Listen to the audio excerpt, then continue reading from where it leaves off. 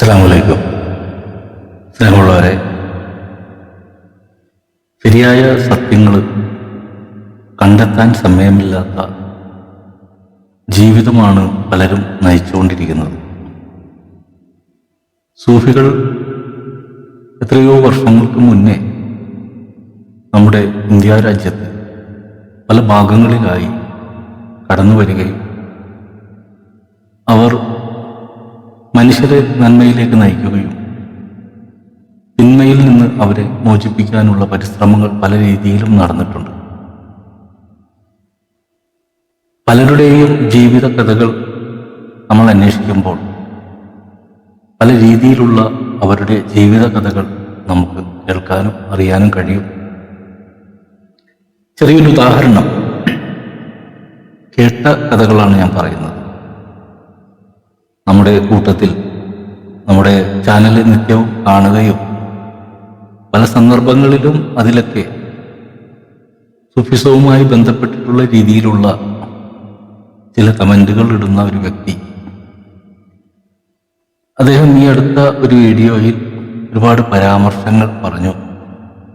കമാലിയത്ത് channel ഗുലുമാലിയത്തിലേക്കാണോ പോണ എന്ന് പറഞ്ഞു. എന്തുകൊണ്ടാണ് അദ്ദേഹം അങ്ങനെ പറഞ്ഞത് എന്ന് ഞാൻ അദ്ദേഹത്തിനോട് തന്നെ ചോദിച്ചിട്ട് അദ്ദേഹം അതിൻ്റെ വ്യക്തമായ മറുപടി തന്നില്ല. അദ്ദേഹത്തിനെ നേരിൽ കാണാൻ ഞാൻ ആഗ്രഹിച്ചു. അദ്ദേഹം സ്ഥലവും പറഞ്ഞു തന്നില്ല. അങ്ങനെ ഒരു സ്ഥലം അദ്ദേഹത്തിനില്ല എന്നാണ് പറയുന്നത്. പിന്നെ കൂടുതൽ അതിനെപ്പറ്റി ഞാൻ നിർബന്ധിക്കാൻ നിന്നില്ല. കാരണം എന്താണെന്ന് വെച്ചാൽ നമുക്ക് എങ്ങോട്ടും ഒളിച്ചോടി പോകാനില്ല. ഓരോ മനുഷ്യരും ഈ ഭൂമിയിൽ ജനിച്ചു വരുമ്പോൾ അവരുടെ മുന്നിലേക്ക് കിട്ടുന്ന ജീവിത മാർഗങ്ങൾ എന്താണോ അത് തേടിയാണ് പലരും പോകുന്നത്. ഞാനും അങ്ങനെ ഒരാളായിരുന്നു. ഒരു സാധാരണ കുടുംബത്തിൽ ജനിച്ച് 8ാം ക്ലാസ് വരെ പഠിക്കാനേ എനിക്ക് കഴിഞ്ഞുള്ളൂ. കാരണം എൻ്റെ കുടുംബത്തിൻ്റെ അന്തരീക്ഷം അതായിരുന്നു. അതുകൊണ്ട് വളരെ ചെറുപ്പത്തിലെ തന്നെ ജോലിക്കിറങ്ങുകയും കുടുംബ പ്രാരാബ്ദങ്ങൾക്ക് വേണ്ടിയിട്ട് ചെയ്യാത്ത ജോലികളൊന്നുമില്ല. പലതരം ജോലികളിൽ നിൽക്കുമ്പോഴെല്ലാം പലതരത്തിലുള്ള മനപ്രയാസങ്ങൾ അനുഭവിക്കുകയും ഒപ്പം മാതാവിനെ വളരെയധികം സ്നേഹിച്ചുകൊണ്ട് തന്നെ അവരെ വളരെയധികം സ്നേഹിച്ചത് കൊണ്ട് തന്നെയാണ് ഒരു പാസ്പോർട്ട് പോലും ഇന്ന് എൻ്റെ ജീവിതത്തിൽ ഞാൻ എടുത്തിട്ടില്ല ഈ സമയം വരെ. കാരണം ഞാൻ മാതാവിനെ അത്രയും സ്നേഹിച്ചിരുന്നു. കാരണം അവരൊരുപാട് പ്രയാസങ്ങൾ അനുഭവിച്ചവരായിരുന്നു. പക്ഷേ ജീവിതം കാലത്തിനനുസരിച്ച് മാറി മറിഞ്ഞപ്പോൾ യാദൃശികമായി മഹല്ലുമായി ബന്ധപ്പെട്ടുകൊണ്ട് അവിടെ എത്തപ്പെട്ട ഒരു ഉസ്താദിലൂടെയാണ് സൂഫിസം, അതുപോലെ തന്നെ സുന്നത്ത് ജമാഅത്ത്, SYS, അങ്ങനെ പല സംഘടനകളെക്കുറിച്ചുമൊക്കെ മനസ്സിലാക്കി വന്നത്. ആ സമയത്ത് അദ്ദേഹത്തിൻ്റെ മുറിയിൽ ഇരുന്നുകൊണ്ട് മിക്ക രാത്രികളിലും പല മഹാന്മാരെ കുറിച്ചിട്ടുള്ള ചർച്ചകൾ അവിടെ നടക്കാറുണ്ട്. എൻ്റെ ഓർമ്മയിൽ എൻ്റെ കുട്ടിക്കാലത്ത് ഞാൻ കണ്ട ഒരു വെളിയത്തിനാട് ഉപ്പാപ്പാടെ ഓർമ്മ മാത്രമേ എന്നിലുള്ളൂ. ആ സമയത്ത് എൻ്റെ വീടിൻ്റെ മുന്നിലൂടെ വെള്ളവസ്ത്രം ധരിച്ച് മുറുക്കി അതിൻ്റെ എല്ലാം കറ ആ വസ്ത്രത്തിൽ പുരണ്ട് ഒരു നിശബ്ദനായി നടന്നു പോകുന്ന അദ്ദേഹത്തിൻ്റെ കൈക്ക് പിടിച്ച് പലപ്പോഴും വീട്ടിൽ കിടത്തിയിട്ടുണ്ട്, ആഹാരം കൊടുത്തിട്ടുണ്ട്. അതിനപ്പുറത്തോട്ട് അവരുടെ മറ്റ് കഥകളൊന്നും എനിക്കറിയുന്നൊരു പ്രായമല്ലായിരുന്നു അത്. കാരണം ഞാൻ അവരെ കാണുന്നത് എനിക്ക് ഏകദേശം 8-9 വയസ്സൊക്കെ ഉള്ള സമയം മുതൽ കാണുന്നതാണെങ്കിലും കൂടുതൽ അടുത്തിടപഴകാനുള്ള സാഹചര്യങ്ങൾ ഉണ്ടായിരുന്നില്ല. പിൽക്കാലത്ത് അദ്ദേഹത്തിൻ്റെ ധാരാളം മുഹിബ്ബീങ്ങൾ പറഞ്ഞറിഞ്ഞുള്ള അറിവുകളല്ലാതെ അതിൻ്റെ അപ്പുറത്തോട്ട് മറ്റൊന്നും എനിക്കറിയില്ല. എന്നതുപോലെ തന്നെയാണ് വടകര മുഹമ്മദ് ഹാജി തങ്ങളും CM വലിയുള്ളാഹിയും ഷെയ്ഖ് മുസ്ലിയാരും ഇടയത്തോട് സിറാജുദ്ദീൻ തങ്ങളെക്കുറിച്ചൊക്കെ നമ്മുടെ മഹല്ലിലെ ഖത്തീബ് നിരന്തരം അവരുടെ ജീവിത അനുഭവങ്ങളൊക്കെ പറയുന്നത് കേട്ട് അവരുടെ ആ വഴികളും അവരുടെ ജീവിതവും അവരിലെ മാറ്റങ്ങളുമൊക്കെ നമ്മൾക്ക് വല്ലാതെ ഇഷ്ടപ്പെടുകയും അവരെയൊക്കെ ഒന്ന് നേരിൽ കാണാനുള്ള ആഗ്രഹം ഉണ്ടാവുകയും എങ്കിൽ ചില സന്ദർഭങ്ങളിൽ യാദൃശ്ചികമായിട്ട് കാണാൻ വിധിക്കപ്പെടുകയും ഉണ്ടായി. എല്ലാവരെയും വളരെ അടുത്ത് ഒരുപാട് കാണാനൊന്നും കഴിഞ്ഞില്ല. കാരണം ഏതാണ്ട് അവരുടെ എല്ലാം വിട പറയുന്ന മുഹൂർത്തങ്ങളിലാണ് ഇവരെല്ലാം ഞാൻ കണ്ടുമുട്ടിയത്. മഹാനായ സയ്യിദ് വലിയുല്ലാഹിയെ ഞാൻ കണ്ടത് വെറും ഒരു 15 മിനിറ്റ് മാത്രമാണ്. ആ ഒരു ബന്ധം മാത്രമേ എന്നിലുള്ളൂ. ആ മുറിയിൽ ആ സമയത്തുണ്ടായ ഒരു അനുഭവം മാത്രമേ എന്നെ സംബന്ധിച്ചിടത്തോളം വിലപ്പെട്ടതായിട്ടുള്ളൂ. ഇങ്ങനെ ഒരു മഹാനെ കാണാനും അവരുടെ വായിൽ നിന്ന് കിട്ടിയ ഒരു വാക്ക്, അൽഹംദുലില്ലാഹ്, ആ വാക്ക് എന്താണെന്ന് പോലും ആ സമയത്ത് എനിക്ക് മനസ്സിലായിരുന്നില്ല. കുറെ കാലങ്ങൾക്ക് ശേഷമാണ് അത് പറഞ്ഞതിൻ്റെയൊക്കെ പൊരുള് മനസ്സിലാക്കാൻ കഴിഞ്ഞത്. അപ്പൊ ഈ ഒരു സന്ദർഭത്തിൽ നമ്മൾ ആ ഒരു ആത്മീയ മേഖലയിലേക്ക് കാലെടുത്ത് വെക്കാനൊന്നും ആഗ്രഹിച്ചിട്ടില്ല, സൂഫിയാകാൻ ആഗ്രഹിച്ചിട്ടില്ല, ഷെയ്ഖാകാൻ ആഗ്രഹിച്ചിട്ടില്ല, ഒന്നും ആഗ്രഹിച്ചിട്ടില്ല. നമ്മൾ വെറും ഒരു സാധാരണ വ്യക്തിയായി നിന്നുകൊണ്ട് നമ്മുടെ ഭൗതികമായ താല്പര്യങ്ങളെ ഏറെക്കുറെ കുറക്കാൻ കഴിഞ്ഞു എന്നല്ലാതെ നമ്മുടെ ഉള്ളിലെ സ്വപ്നങ്ങൾ, ജീവിക്കാൻ മുന്നോട്ട് പോകാനുള്ള സ്വപ്നങ്ങളിൽ എൻ്റെ ആഗ്രഹം, അല്ലെങ്കിൽ എൻ്റെ ആ സമയത്തുള്ള എൻ്റെ ഒരു ആഗ്രഹം എന്ന് പറയുന്നത് കഥ എഴുതുക, അതൊരു സിനിമയാക്കി മാറ്റുക, നല്ലൊരു സംവിധായകനായി മാറുക. ഇതാണ് എൻ്റെ സ്വപ്നം. ഞാൻ അതിനു വേണ്ടിയാണ് പരിശ്രമങ്ങളെല്ലാം നടത്തിയത്. പക്ഷെ എല്ലായിടത്തും പരാജയങ്ങൾ തന്നെയായിരുന്നു. പിന്നീട് വിവാഹവും ജീവിതവും അങ്ങനെ പലതരത്തിലുള്ള പ്രതിസന്ധികളിലൂടെ കടന്ന് ഒടുവിൽ ഒരു സുപ്രഭാതത്തിൽ യാദൃശ്ചികമായി ഉണ്ടായ കുറെ സംഭവങ്ങൾ, ആ സംഭവങ്ങളെല്ലാം പറഞ്ഞാൽ തീരില്ല. എല്ലാം സത്യങ്ങളാണ്, മിഥ്യകളൊന്നുമില്ല. അബൂ ഹുറൈറ റളിയല്ലാഹു അൻഹു പറഞ്ഞ പോലെ ചില കാര്യങ്ങൾ പറയാൻ പറ്റുന്നതാണ്. ചില വിഷയങ്ങൾ നമ്മൾ പറയുമ്പോൾ ചില വ്യക്തികളുടെ പേരെടുത്ത് നമ്മൾ പരാമർശിക്കേണ്ടി വരും. അത് ആ വ്യക്തികൾക്ക് ബുദ്ധിമുട്ടാകുന്നത് കൊണ്ട് ആണ് ഞാൻ ആ ഭാഗമെല്ലാം ബ്ലോക്ക് ചെയ്ത് സംസാരിക്കുന്നത്. ഇന്നും ഞാൻ ജീവിച്ചിരിക്കുന്നുണ്ട്. പണ്ട് ധാരാളം സിനിമാ കഥകൾ പറഞ്ഞുകൊണ്ട് അല്ലെങ്കിൽ സുഹൃത്തുക്കളോടൊപ്പം മറ്റിതര സംസാരങ്ങൾ നടത്തിക്കൊണ്ടിരുന്ന ഞാൻ എൻ്റെ 36 വയസ്സ് മുതൽ ഈ സമയം വരെയും ഒരു മീഡിയയിലൂടെ സംസാരിക്കാതെ നേരിട്ട് പല സ്ഥലങ്ങളിലും ഞാൻ അന്വേഷിച്ച് കണ്ടെത്തിയവരല്ല, യാദൃശ്ചികമായി കണ്ടുമുട്ടുന്നവരുമായിട്ടുള്ള മുഹബത്തിലൂടെ പല സംഭവങ്ങളും അരങ്ങേറി കടന്നുപോയിട്ടുണ്ട്. അതിൽ നല്ല അനുഭവങ്ങളും ചീത്ത അനുഭവങ്ങളും ഒക്കെ അനുഭവിക്കേണ്ടി വന്നിട്ടുണ്ട്. എല്ലാം എൻ്റെ ആഗ്രഹപ്രകാരമല്ല, എല്ലാം റബ്ബിൻ്റെ തീരുമാനം പോലെയാണ് എന്ന് കരുതി സമാധാനിച്ചു. എന്തോ പല പ്രതിസന്ധികളും പല പരാമർശങ്ങളും പല വിഷമങ്ങളും വന്നപ്പോൾ എന്തോ പറച്ചിൽ ഞാൻ നിർത്തിയില്ല, തുടർന്നുകൊണ്ടേയിരുന്നു. ധാരാളം ആളുകളെ കാണാനും സംസാരിക്കാനും നല്ല മഹാന്മാരായിട്ടുള്ള ബന്ധങ്ങൾ ഉണ്ടാകാനും ഒക്കെ അതിന് ഇടയുണ്ടായി. ബഹുമാനപ്പെട്ട പേരോട് അബ്ദുറഹ്മാൻ സഖാഫി അവർകളെ ഒരിക്കൽ മർക്കസിൽ നിന്ന് കൂട്ടിക്കൊണ്ടുവരാനും, അതുപോലെ തന്നെ കാന്തപുരം എ പി അബൂബക്കർ, ഇന്ന് ഷെയ്ഖുന എന്ന് വിശേഷിപ്പിക്കുന്ന മഹാനവർകളെ, ആ സമയത്ത് അവരോടൊപ്പം ഇരുന്ന് ആഹാരം കഴിക്കാനും, അതുപോലെ തന്നെ വെളിയങ്കോട് ദർഗകൾ സിയാറത്ത് ചെയ്യാനും പല സിയാറത്ത് കേന്ദ്രങ്ങളിൽ സിയാറത്ത് നടത്തലുമൊക്കെ സ്ഥിരമായി മാറി. മാക്സിമം നമ്മൾ കാണുന്നവരോടൊക്കെ നല്ലത് പറയുക എന്ന് പറയുന്ന ഒരു ചിന്തപ്പാടുണ്ടായതോടുകൂടി അത് പിന്നൊരു ശീലമായി മാറി. അതിന് സമയം നോക്കാറുണ്ടായിരുന്നില്ല. ചില വീടുകളിലൊക്കെ പോയി വർത്തമാനം പറഞ്ഞിരിക്കുമ്പോൾ അതങ്ങനെ പോയി രാത്രി ചിലപ്പോൾ 1 മണി 2 മണിയൊക്കെ ആകുമ്പോഴാണ് നമ്മൾ അറിയുന്നത് 2 മണിയായല്ലേ.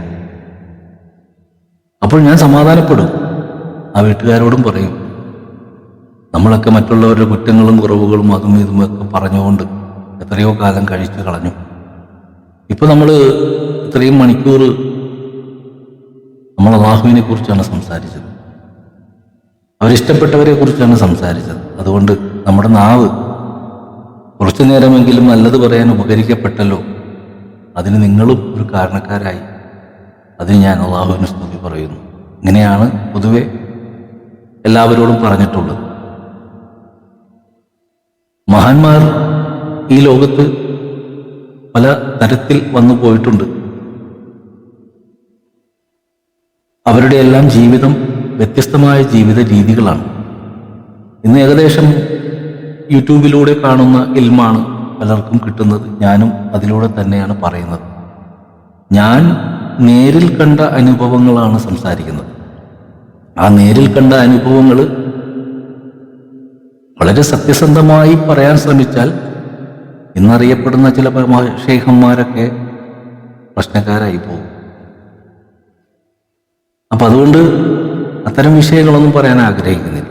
തെറ്റും ശരിയും എല്ലാവർക്കും സംഭവിക്കും. തെറ്റ് തിരുത്തി നന്നായി വരിക എന്നുള്ളതാണ് ഓരോ മനുഷ്യൻ്റെയും കടമ എന്നുള്ളത്. ഞാനിത് പറയാൻ തുടങ്ങി നടന്ന കാലത്ത് എൻ്റെ നാട്ടുകാരൊക്കെ പണ്ട് സിനിമാ കഥ പറഞ്ഞ് നടന്നവനാണ്. സിനിമ ചെയ്യാൻ പോകുന്ന സമയത്ത് പറഞ്ഞത് ഇവൻ ഹറാമായ പ്രവർത്തനങ്ങളിൽ ഏർപ്പെട്ടുകൊണ്ടിരിക്കുകയാണ്, ഇവനാള് ശരിയല്ല, അങ്ങനെയൊക്കെ പറഞ്ഞു. അവസാനം അതെല്ലാം ഉപേക്ഷിച്ചുകൊണ്ട് നമ്മൾ പള്ളിയിൽ തോട്ടത്തുംപടി എന്ന് പറയുന്ന മഹലിൽ 3.5 വർഷക്കാലം അവിടുത്തെ ആ ഖത്തീബ് ആ പള്ളിയിൽ നിന്ന് പിരിഞ്ഞു പോകുന്നത് വരെ അവിടെ വളരെയധികം സൗഹൃദത്തിൽ കഴിഞ്ഞ ഒരു വലിയ കൂട്ടം ചെറുപ്പക്കാർ, കുട്ടികൾ, ഞങ്ങളൊക്കെ വലിയ കൂട്ടായി മാറി, വലിയ സ്നേഹത്തിലായി. എല്ലാവരും ഒരു ഐക്യത്തോടു കൂടി ആ ഉസ്താദിന്റെ പുറകിൽ അണിനിരന്നു. അത് ചിലർക്ക് പിടിക്കാതെ വരികയും അതുമായി ബന്ധപ്പെട്ടുകൊണ്ട് തന്നെ പല പ്രശ്നങ്ങളും ആ പള്ളിയിൽ അരങ്ങേറിയിട്ടുണ്ട്. സത്യത്തില്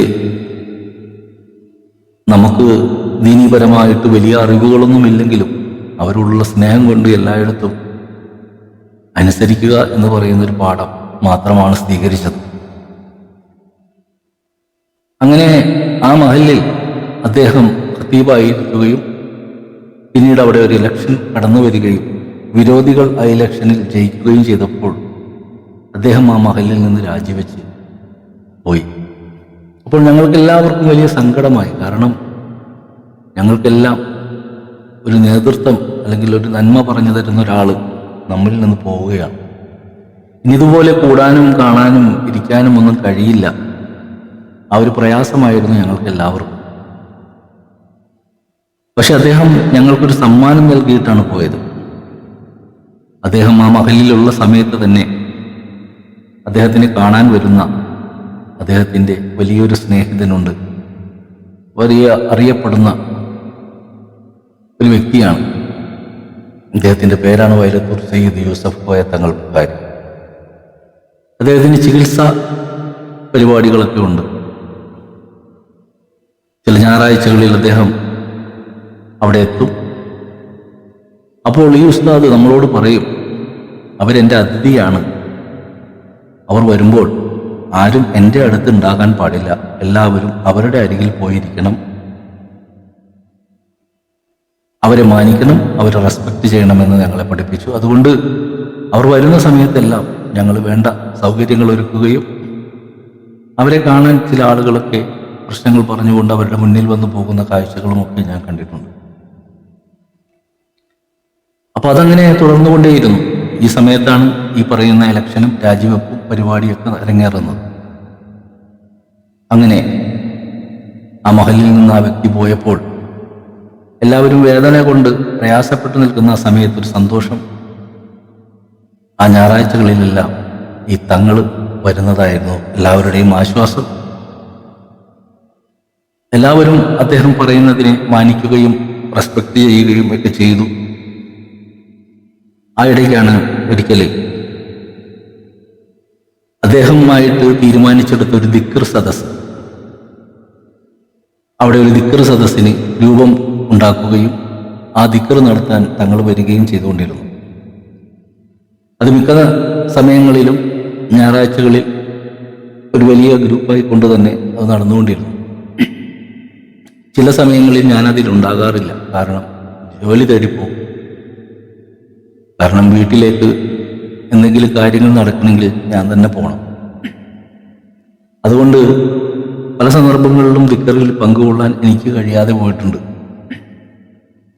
അങ്ങനെ ഒരു നാൾ ഞാൻ അറിഞ്ഞു, ദിക്റിന് ഈ വരുന്ന ഞായറാഴ്ച തങ്ങൾക്ക് വരാൻ കഴിയില്ല. തങ്ങൾ വരാൻ പുറപ്പെട്ടപ്പോൾ എന്തോ ഒരു ആക്സിഡന്റ് ഉണ്ടായി.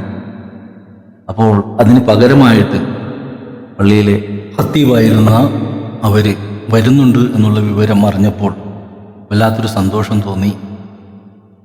പക്ഷേ ഞങ്ങൾക്ക് ആ സമയത്ത് അവിടെ എത്താൻ പറ്റാത്തൊരു അന്തരീക്ഷമായിരുന്നു, കാരണം ഞങ്ങൾ വർക്കിലായിരുന്നു.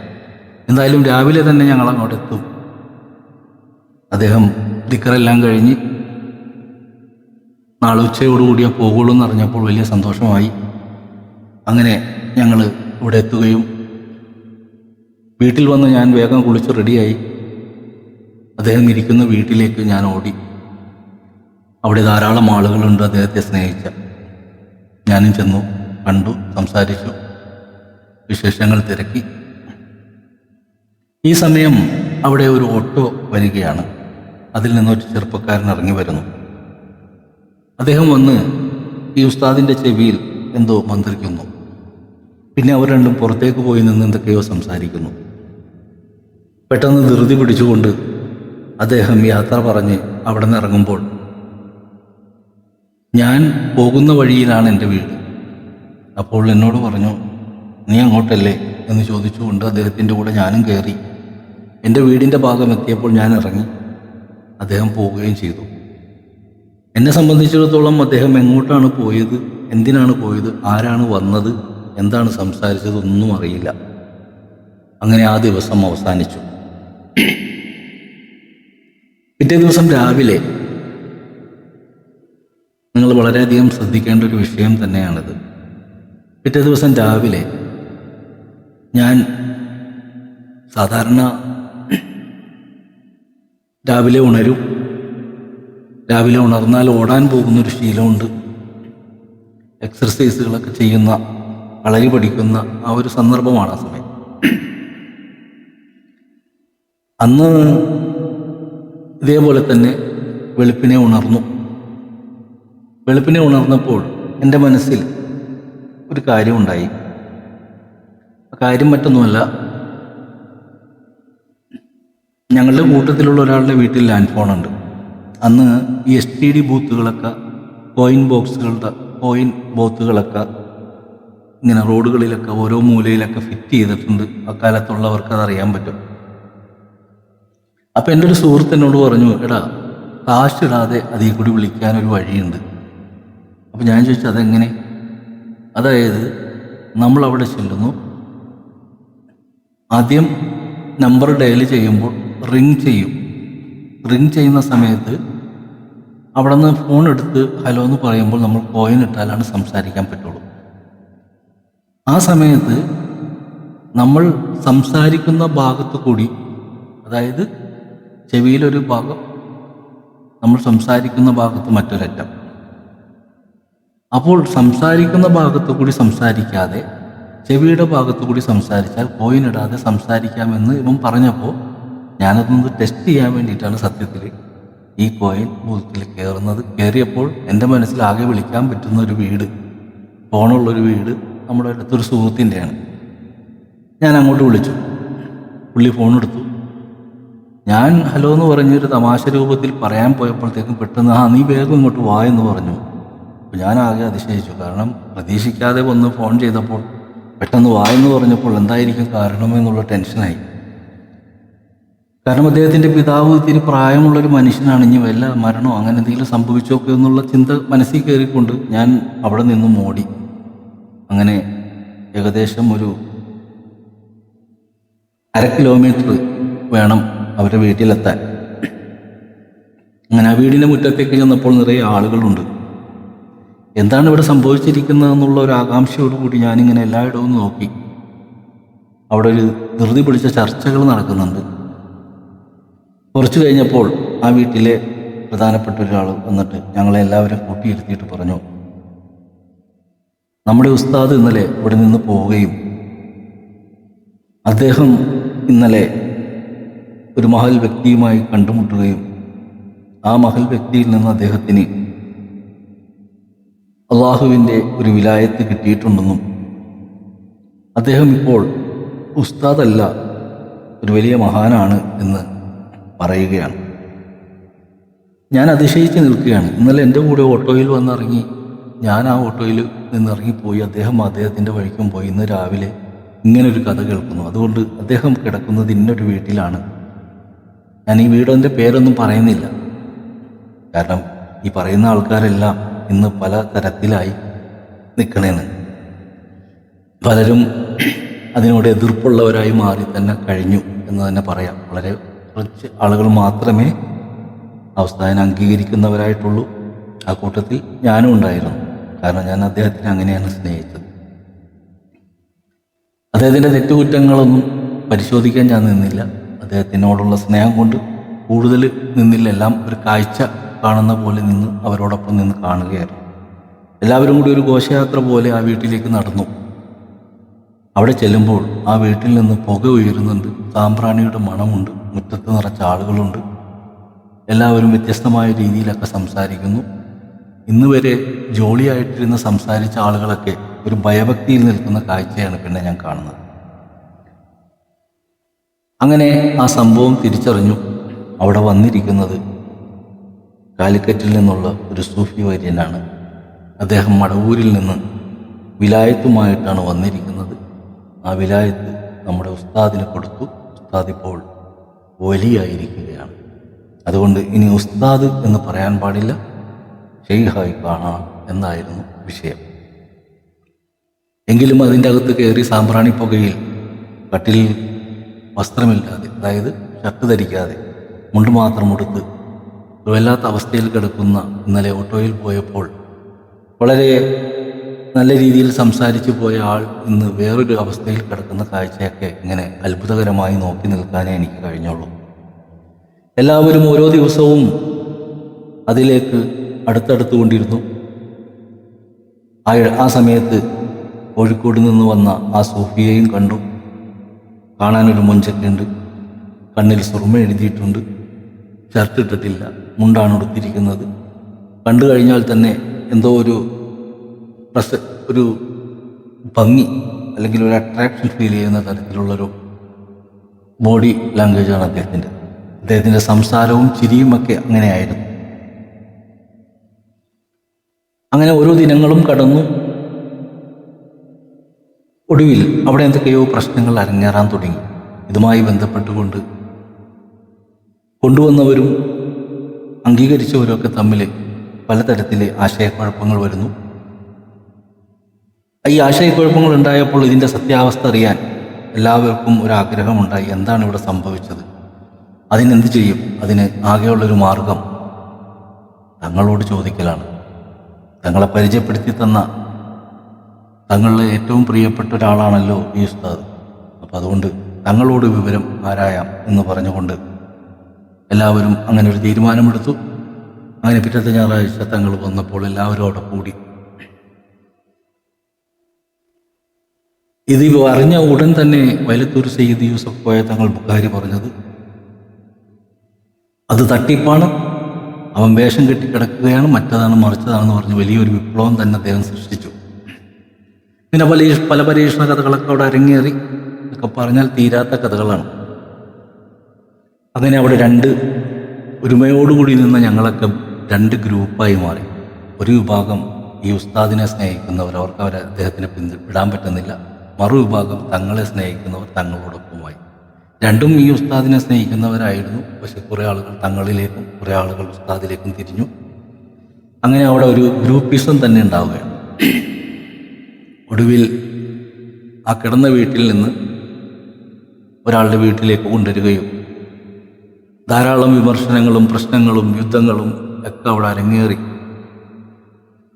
ഒടുവിൽ അദ്ദേഹത്തിൻ്റെ സത്യാവസ്ഥ തിരിച്ചറിയണമെന്നുള്ളൊരു വാശി അംഗീകരിച്ച് നിൽക്കുന്ന ഞങ്ങൾക്കും എതിർത്ത് നിൽക്കുന്ന മറ്റവർക്കും ഒരു വലിയ ബാധ്യതയായി മാറിയപ്പോൾ മഹാനായ സി.എം. വലിയുള്ളാഹിയെ കാണാൻ തീരുമാനമെടുക്കുകയും അവിടെ നിന്ന് കൊടുത്തതാണോ എന്നറിയാനുള്ള ചോദ്യവുമായി തങ്ങളും തങ്ങളുടെ വിശ്വാസികളും ഞങ്ങളും